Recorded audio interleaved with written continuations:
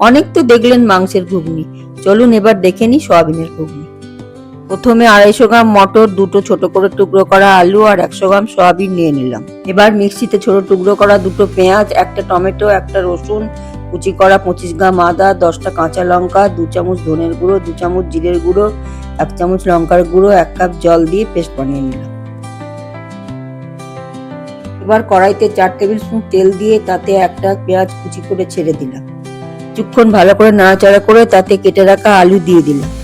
তারপর তাতে 1 চামচ হলুদ গুঁড়ো, 2 চামচ নুন, 2 চামচ চিনি দিয়ে ভালো করে নেড়ে নিলাম। তারপর আগে থেকে বানিয়ে রাখা পেস্টটা দিয়ে দিলাম আর 5 মিনিট ভালো করে নাড়াচাড়া করলাম।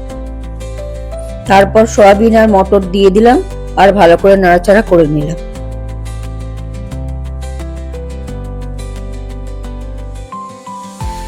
পাঁচ মিনিট ভালো করে নাড়াচাড়া করার পর প্রেসার কুকারে ভরে দিলাম।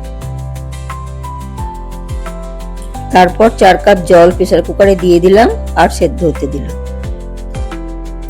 5টা সিটি পড়ার অপেক্ষায় রইলাম আর সেদ্ধ হয়ে গেলে ঢাকা খুলে নিলাম। আর ঢাকা খুলে 2 চামচ গরম মশলার গুঁড়ো ছড়িয়ে দিলাম। আরেকবার ভালো করে নাড়াচাড়া করে তুলে নিলাম আর সার্ভ করে দিলাম সয়াবিন দিয়ে ঘুগনি।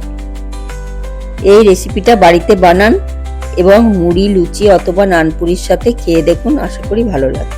আরও এরকম ছোট ছোট রেসিপি দেখার জন্য লাইক, শেয়ার, ফলো, সাবস্ক্রাইব করুন।